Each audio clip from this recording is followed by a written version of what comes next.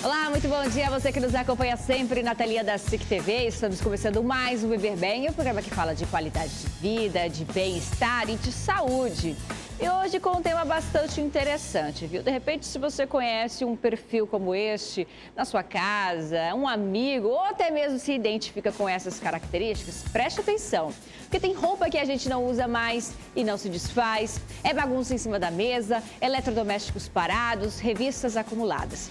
É normal juntar tanta coisa ou isso pode ser indício de um transtorno acumulativo?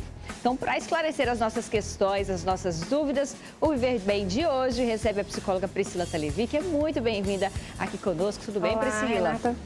Seja bem-vinda ao nosso programa. Obrigada mais Fique uma à vontade vez pelo convite. Para a gente falar sobre este perfil de pessoa que existe, né? Existe esse perfil.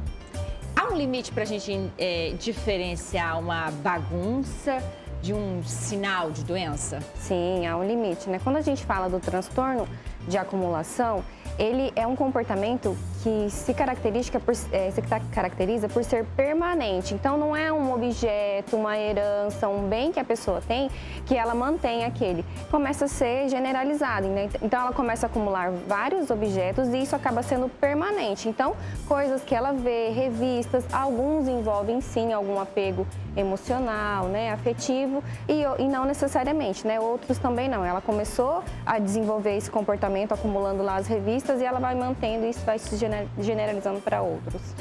Pode ser o acúmulo de diferentes tipos de objetos? Pode ser sim. Né? Então, a pessoa pode acumular revistas, jornais, roupas, coisas que para ela em algum momento teve uma relação afetiva, animais também, nesses aspectos se incluem. É comum esse tipo de situação no seu consultório?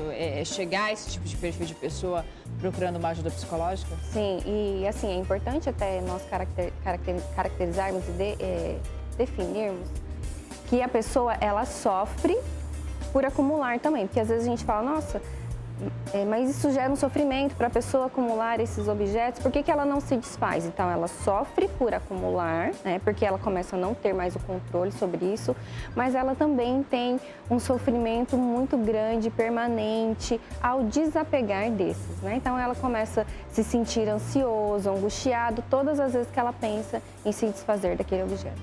A gente pode definir esse comportamento como um transtorno obsessivo-compulsivo? Então, quando a gente pensa em compulsão, né, eu sempre falo que quem tem compulsão tem fome de outras coisas que não é daquele comportamento em si, né? Então, quem tem compulsão alimentar tem fome de outras coisas que não é necessariamente relacionada ao alimento. Então, sim, pode estar caracterizado a uma dificuldade de relações, onde a pessoa em algum momento emite um comportamento que livra ela daquele sofrimento, ela seleciona aquele comportamento e começa a fazer.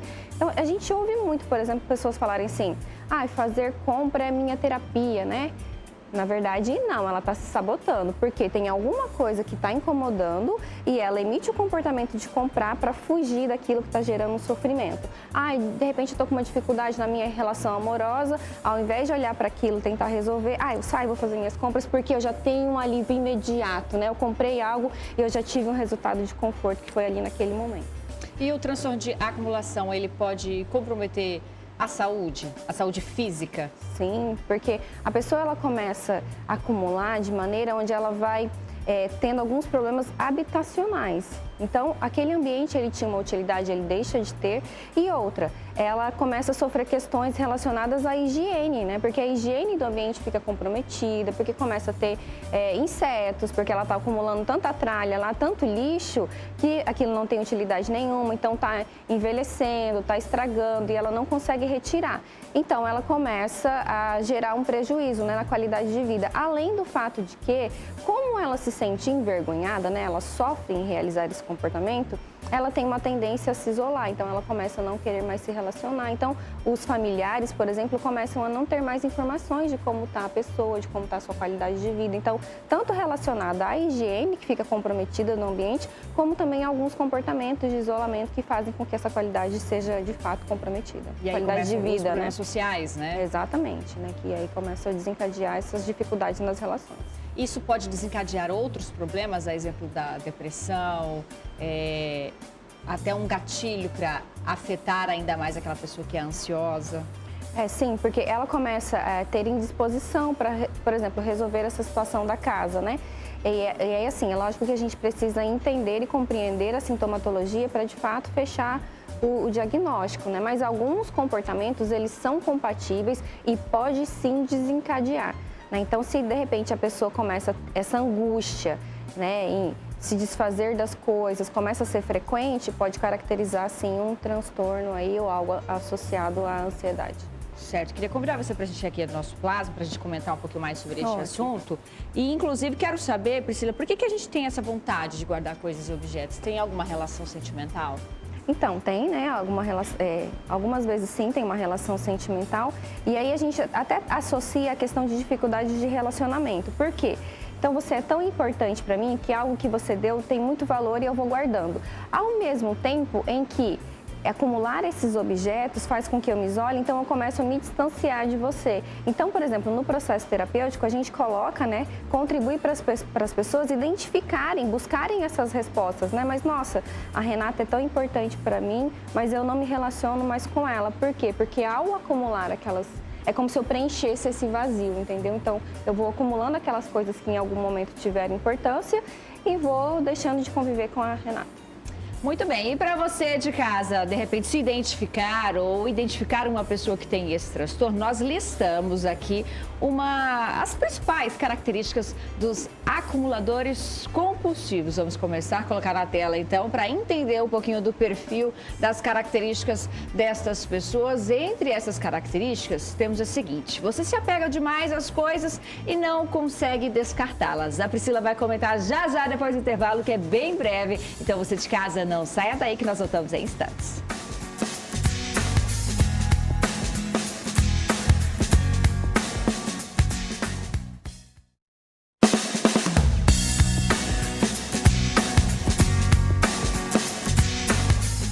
Transtorno de acumulação. Entenda quais são as principais características dessas pessoas. Hoje, no nosso programa, que conversa com a psicóloga Priscila Talevi, é um transtorno que precisa ser tratado, pode desencadear problemas emocionais, sociais, e é por isso que a gente está abordando esse tema aqui hoje. Então, chamamos aqui as principais características dos acumuladores compulsivos e a primeira delas é: você se apega demais às coisas e não consegue descartá-las. É uma das características de uma pessoa que tem esse transtorno, Priscila? Sim, é uma característica bem relevante, né? Então, como eu havia dito, ela sofre ao se descartar, mas ela também sofre ao manter. É lógico que ela não vai ter essa compreensão imediata de que fazer aquilo está fora, né, dos padrões de normalidade. Muitas vezes ela vai recebendo feedback das pessoas, né? Então, tem situações em que o convívio familiar é comprometido, onde as pessoas saem de casa, os filhos, né, não conseguem mais viver, às vezes até os relacionamentos são interrompidos por conta desse comportamento da pessoa. Então, assim, ela começa a compreender isso e isso gera um sofrimento a ponto de ela ter vergonha de receber pessoas em casa, se distanciar dos familiares e dos demais. Mas a característica principal, né, é esse sofrimento e essa angústia para se desfazer desses bens, que para ela, em algum momento, eles vão ser importantes, né? Então, ela vai mantendo porque ela pensa numa possibilidade daquilo ser útil, muito associada a algumas privações que ela viveu no passado. Então, como ela não teve, né, aquelas condições de ter aqueles objetos, ela começa a manter pensando que em alguma vez ela pode ser útil. E que, de fato, em algum momento foi, ou também, o que acontece? A desordem está tamanha na casa que ela mantém esses comportamentos entendendo que um dia pode utilizar ou necessitar deles. Mas quando ela necessita, ela não sabe onde está. Então, ela tem a necessidade de adquirir de novo, né? Ou seja, já não começa mais a justificar a função desse comportamento. É o que a gente procura desenvolver no processo terapêutico, né? Fazer com que a pessoa comece a buscar essas respostas. Não, mas eu guardo porque ele é importante para mim. Teve situações que você precisou e não encontrou? E aí a pessoa começa a entender que sim, várias vezes, né? Próxima característica, então, dos acumuladores compulsivos: você está se isolando. Já começa a aparecer ali o problema social, né? Já começa a aparecer por vergonhas, ou então, como eu disse, né? Quem começa a ter esse comportamento é porque quer preencher alguns vazios. Então, já tem sim algumas dificuldades. Como eu falei da questão de privação, essa pessoa, ela também pode estar sendo privada ou foi privada em algum momento de questões emocionais lá na infância, né, de relações afetivas. Então ela desenvolve esse comportamento que vai preenchendo esses vazios. Mas essa característica do se isolar compromete a qualidade de vida da pessoa, porque quanto mais ela tem dificuldade para socializar, mais ela começa a intensificar o comportamento acumulador. Então, como eu não tenho nada, né, ou como a família já me abandonou, então ela começa a desencadear, ou seja, intensificar esse comportamento já apresentado.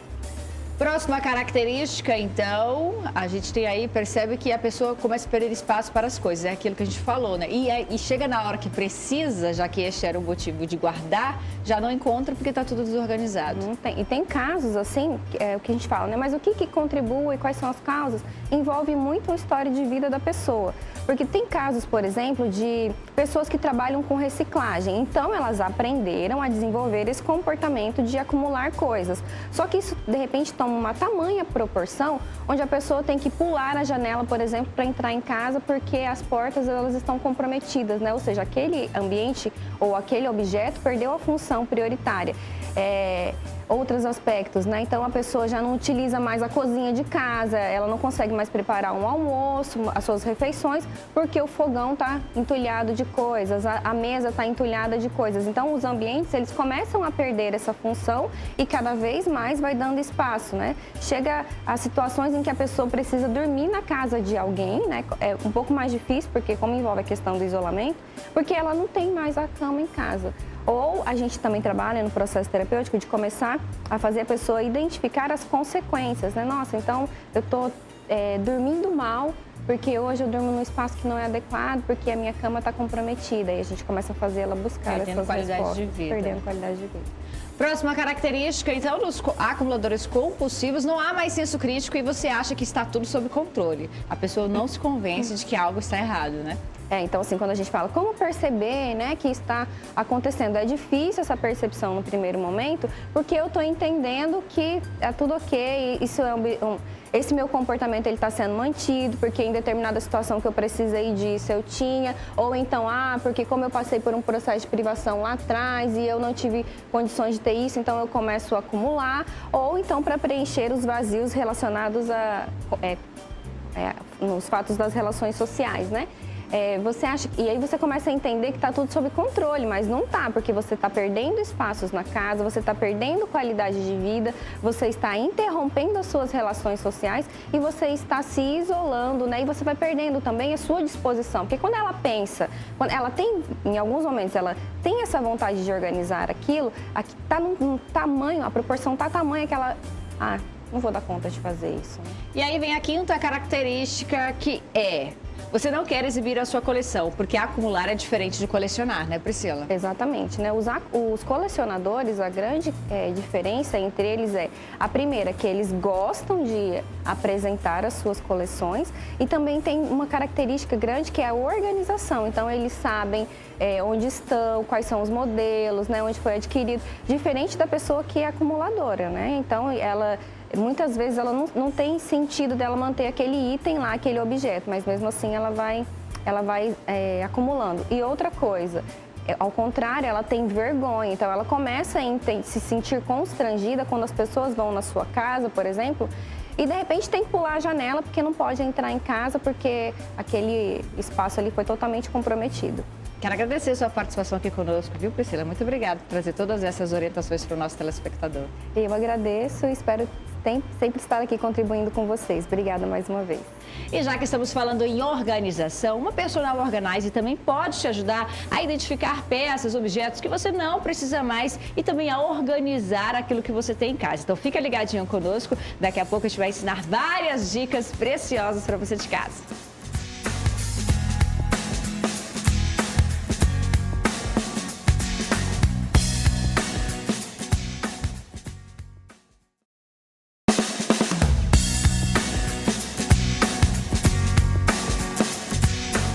Muito bem, já estamos de volta com o nosso programa e hoje falando sobre o transtorno de acumulação. Além do psicólogo, você sabia que uma personal organizer pode ajudar você a entender um pouquinho mais desse transtorno? Afinal, o processo de descarte também aí está integrado a toda a organização de uma casa. Por isso, hoje a gente recebe a Thelma Soares, que é personal organizer. Tudo bem, Thelma? Tudo bom, Renata? Bom dia. Obrigada pela oportunidade. E hoje, pra gente dar diquinhas aí, então, pro pessoal de casa. E, inclusive, como eu falei, essa questão de descarte de objetos que a gente já não utiliza mais, que a gente percebe que estão ali inservíveis, faz parte de todo esse processo, né? Não tem como você organizar sem você fazer a seleção, retirar, fazer o descarte. E aquilo que não serve para você pode ser útil para outra pessoa, né? E aquilo que você vê que não tem mais condições, vamos fazer o descarte, um lixo mesmo. E hoje, que dicas nós vamos dar para o nosso telespectador? Já que vamos falar de organização, vou ensinar algumas dobraduras. Vamos aprender a dobrar para ganhar espaço no guarda-roupa, mas isso depois de fazer o descarte, né? Como é que costuma ser essa conversa do processo de descarte? Sim, a primeira coisa, quando você é convidado para fazer uma organização, você tem que conscientizar a pessoa de que nós precisamos fazer a seleção. Na seleção, em qualquer ambiente, Renatinha, que você for fazer, você vai retirar tudo o que não está em uso. Se não está em uso, ele está ocupando um espaço desnecessário. Então, sempre uma organização, ela se inicia com a seleção, com o descarte. É muito importante. É difícil, muitas vezes, porque a pessoa é apegada emocionalmente àquela peça. Você tem que ter toda uma calma, conversar. E realmente é um processo, mas é necessário. Feito esse processo, vamos começar então a ensinar hoje aqui. O que vamos ensinar? Vamos lá, começando, o que precisamos? Vamos facilitar, vamos fazer roupas da mulher. O que você usa muito? Calça jeans. Então, vamos começar com umas dobraduras. Uma calça jeans. Você tem a calça aqui. Sempre feche os botões ao fazer a dobradura.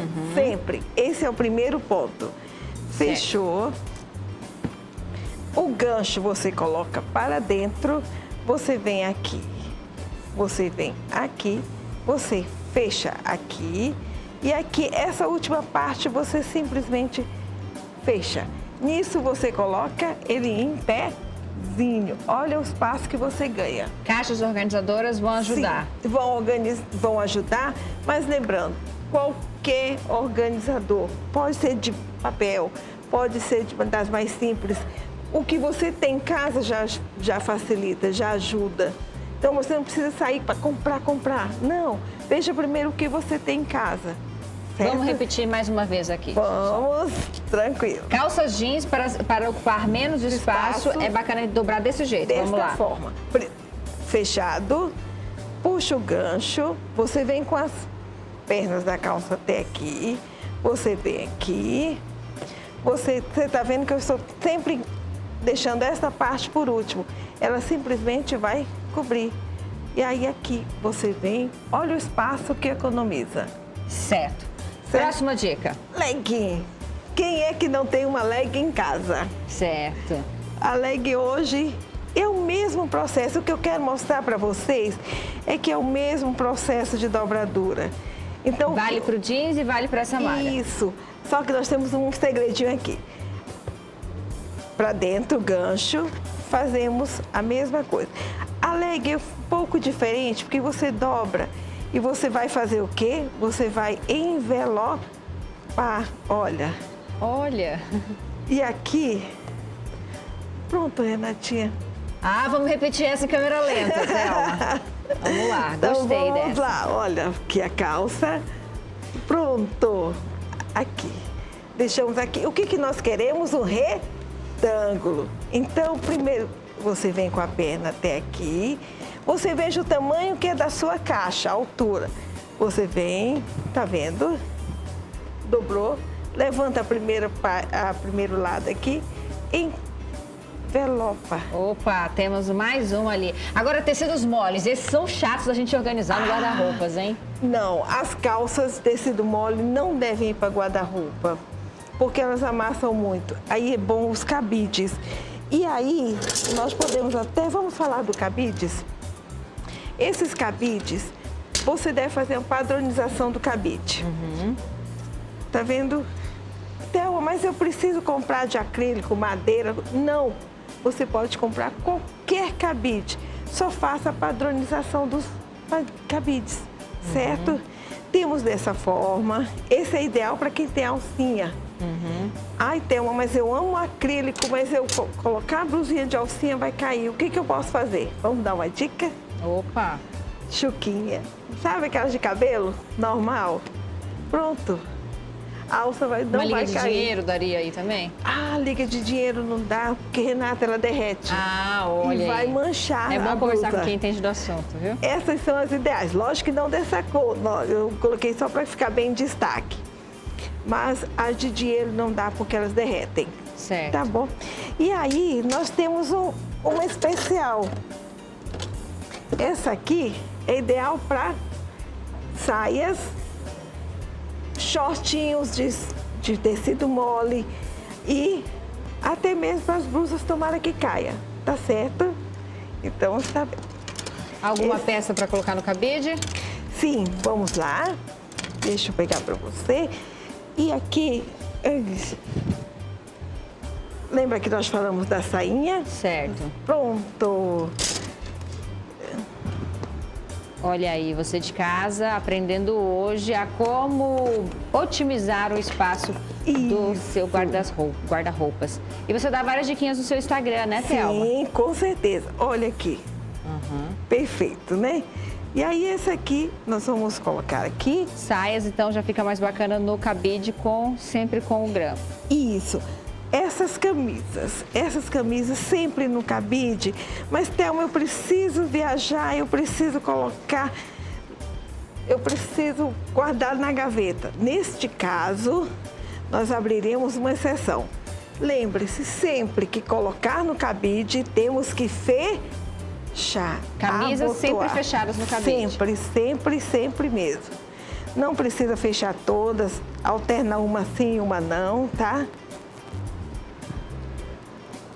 Olha, o Instagram da Thelma tá na tela, infelizmente o nosso tempo é curto, mas ela dá mais diquinhas. Já fechamos aqui com a dica, camisas sempre com o botão fechado no cabide, né, Thelma? Sempre. Queria sempre. agradecer a sua participação aqui com a gente, viu? Obrigada, Renata, estou à disposição. E lá no Instagram dela tem mais dicas. Eu espero que você de casa tenha gostado do nosso programa de hoje. Vá, curta a nossa fanpage também para acompanhar tudo que se passa aqui no Viver Bem, inclusive sugerir temas. No próximo fim de semana nós estamos de volta. A você, um ótimo dia. Tchau, gente.